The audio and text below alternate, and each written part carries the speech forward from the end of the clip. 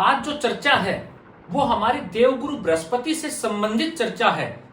इस सूत्र को आप नोट कर लीजिएगा, कहीं लिख लीजिएगा, भविष्य में आपके जरूर काम आएगा। अगर आप जन्म कुंडली अध्ययन करते हैं तो आप अवश्य इस विषय को समझ लीजिए, क्योंकि सबसे महत्वपूर्ण ग्रह अगर जन्म कुंडली के अंदर कोई ग्रह है तो वो देवगुरु बृहस्पति है। क्यों? क्या आपकी कुंडली के अंदर देवगुरु बृहस्पति पीड़ित है? प्रिय दर्शकों, मैं आपको उपाय भी बताऊंगा, आप उस उपाय को भी ध्यान से सुन लीजिएगा, लेकिन पहले सूत्र समझना बेहद आवश्यक है। क्या आपकी जन्म कुंडली के अंदर देवगुरु बृहस्पति पीड़ित है, नीच राशि के हैं, या आपके मन में उदासीनता, निराशा बनी रहती है? क्या आप दुखी रहते हैं? क्या आप धन की समस्या से जूझ रहे हैं, या धन की समस्या आपके जीवन में बनी रहती है? धन के कारण आप परेशानी आपके जीवन में आती रहती है? क्या आपकी शिक्षा बाधित हो रखी है, या आपको संतान संबंधित सुख नहीं मिल पा रहा है जीवन में, या प्रिय दर्शकों आपके वैवाहिक जीवन में परेशानी, वैवाहिक जीवन नहीं हो पा रहा है, विवाह शादी में परेशानी आ रही है, या आपके घर में कोई मांगलिक कार्य नहीं हो पा रहा है, काफी सालों से कोई मांगलिक कार्य नहीं हुआ है, या आपको भाग्य का साथ नहीं मिल पा रहा है, भाग्य आपका साथ नहीं दे रहा है? क्या आपके अंदर आत्मविश्वास की कमी निरंतर बनती जा रही है, या आपको पेट से संबंधित परेशानी बनी रहती है?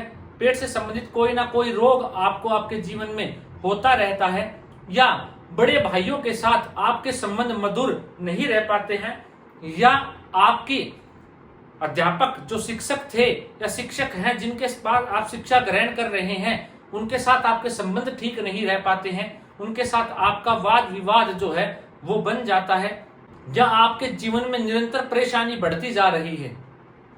तो इन सब के पीछे कमजोर गुरु और पीड़ित गुरु की निशानी है।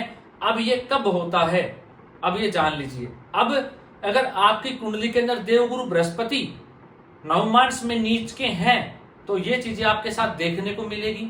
वहीं अगर आपके गुरु ग्रह जो मैं आपको बता रहा हूं उनको याद रख लीजिएगा। मंगल के नक्षत्र कौन सा होता है? मंगल का नक्षत्र मृगशिरा, धनिष्ठा, ये मंगल के नक्षत्र हैं प्रिय दर्शकों।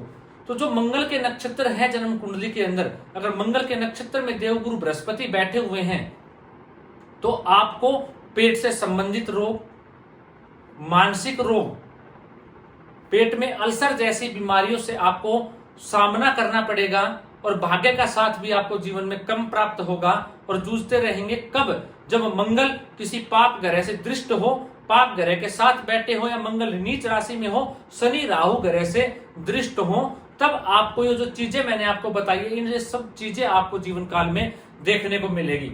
वहीं अगर देवगुरु बृहस्पति शुक्र के नक्षत्र में बैठे हुए हो, जैसे भरणी में बैठे हुए हो, पूर्वा फाल्गुनी में बैठे हुए हो, शुक्र के नक्षत्र में बैठे हुए हो, तो जातक के साथ यौन संबंधित परेशानी, जातक को त्वचा संबंधित रोग, कब? जब शुक्र नीच के हो, या शुक्र कैसे हो?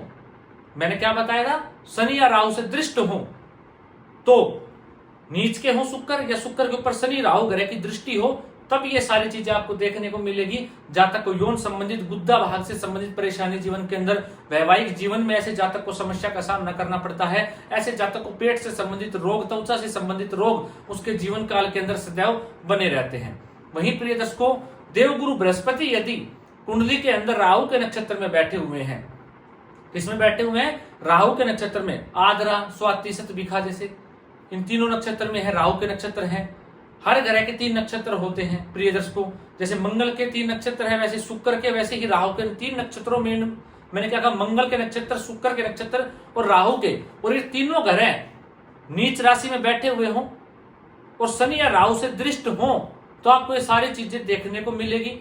या नवमांश में गुरु ग्रह नीच का हो तो जो सारी बातें मैंने आपको बताई वो देखने को आपके साथ मिलेगी। अगर राहु के में बैठे हुए हैं तो जातक अल्सर से संबंधित, पेट से संबंधित, मानसिक तनाव से संबंधित, धन का लाभ ना मिल पाना, भाग्य का साथ ना मिल पाना, इस चीज से सदैव ऐसा जातक जूझता रहेगा अपने जीवन काल के अंदर। अब प्रिय दर्शकों, आपने सूत्र समझ लिया, आपने जान लिया कि मैंने क्या कहा।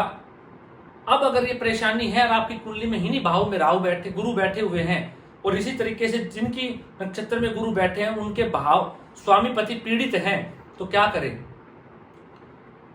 प्रिय दर्शकों, कोई भी एक मंदिर अपने जीवन काल के अंदर आप पकड़ लीजिएगा और रोजाना उस मंदिर में जाना प्रारंभ कर दीजिए। वहां जाके 5 मिनट बैठिए, जो भी आपको करना है, जिसका भी ध्यान लगाना है, जो भी आपको करना है आप वो कीजिए, उससे गुरु ग्रह ठीक होना शुरू हो जाएंगे। अगर आपकी कुंडली में गुरु ग्रह कारक हैं तो आप एक सोने का कड़ा, अगर आप बनवा सकते हैं, आप समर्थ्यवान हैं तो एक सोने का कड़ा या एक सोने की चैन अपने गले में धारण कीजिए, तो भी आपको लाभ मिलना शुरू होगा। अगर आपके पास आप इतने समर्थ्यवान नहीं है तो आप क्या करें, तो आप माँ तारा की आराधना कीजिए, जो 10 महाविद्याओं में से एक विद्या है। माँ तारा के मंदिर में जाया कीजिए, माँ तारा की आराधना कीजिए, उनके शक्ति पीठ पे जाके उनके दर्शन कीजिए, तो भी देवगुरु बृहस्पति ठीक होना शुरू कर देते हैं। इंद्र देव की पूजा कीजिए तो भी देवगुरु बृहस्पति ठीक होना हो जाते हैं। या कोई भी आपका कुल देवता या किसी भी सिद्ध समाधि किसी की हो जिन्होंने ले रखे हो, उस मठ में जाइए या उस मठ में जाके जो भी आपको लगे वहां हलवे का प्रसाद आप बांटिए गुरुवार के दिन और वहां पे चद्दर चढ़ाइए, तो भी आपको लाभ मिलना शुरू हो जाएगा। अपने कुल देवता के मंदिर में जाने से या उनके मठ में जाने से भी आपको लाभ मिलना शुरू हो जाएगा। तो ये दिक्कत आ रही है गुरु से संबंधित, ये आपके साथ नहीं हो पाएगी। आशा करता हूं प्रिय दर्शकों आप समझ पाए होंगे।